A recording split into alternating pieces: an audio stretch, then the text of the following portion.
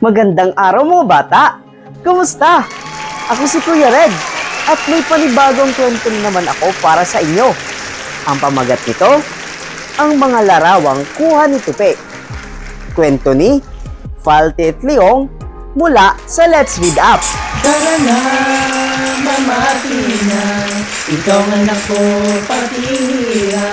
Pamati kita ang istorya, samit tayo nga kabaraka. A story time, mag-enjoy good kita.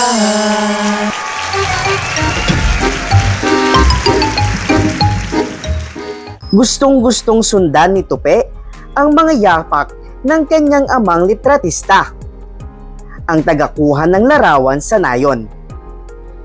Gusto niyang maging kagaya nito. Nagsasanay siya sa pamamagitan ng pagkuha ng larawan ng kanyang mga kaibigan gamit ang lumang kamera ng kanyang ama.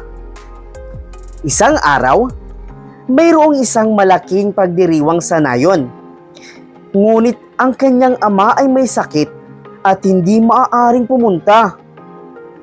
Hiniling sa kanya ng kanyang ama na siya na ang pumunta kapalit nito bilang isang litratista.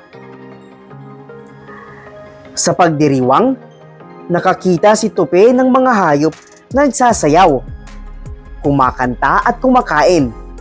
Aling pangkat ang dapat niyang unahing kuhanan ng larawan? Nagpasya siyang magsimula sa isang pamilya ng mga elepante. Madali lang iyon. Pagkatapos ay kinuhanan niya ng mga larawan ang sumasayaw ng mga giraffe. Masaya iyon. Pagkatapos nito, umakyat ang dalawang daga sa kanyang likuran at hiniling sa kanya na kuhanan sila ng larawan. Si Tupe ay kumuha ng maraming larawan ng mga daga. Ngunit naging mahirap dahil sa liit ng mga ito. Wala sa mga larawan ang may magandang kuha. Hiniling ni Tupe sa mga daga na tumalon ng mataas at ngumiti. Ngunit ulo lamang ng mga ito ang nakita sa larawan. Pagkatapos ay hiniling ni Tupe na umakyat sila sa isang puno. Ngunit mga dahon lamang ang nakita sa larawan. Nabigo si Tupe na kumuha ng magagandang larawan ng mga daga. Paano niya makukuhanan ng larawan ang ganoong maliliit na hayop?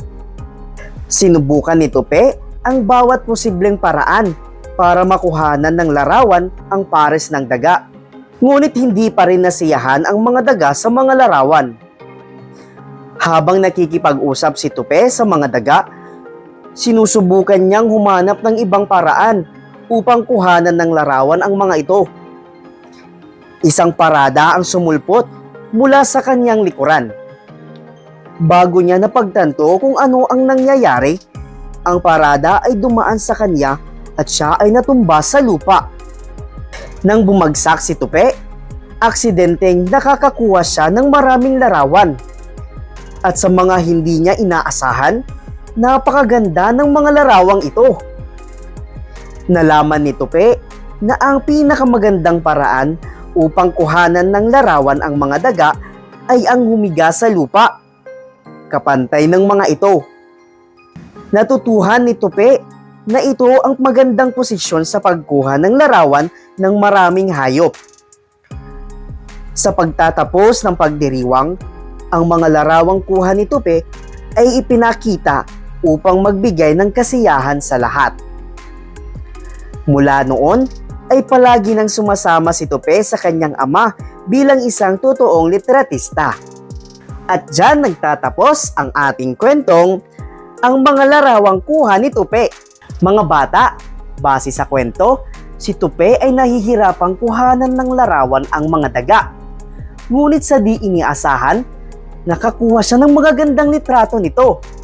Ibig sabihin, sa buhay natin ay merong mga bagay na mahirap nating kunin. Ngunit, palaging merong paraan para makamit ito. Maraming salamat sa pakikinig. Magkita-kita muli tayo sa susunod na linggo. Paalam!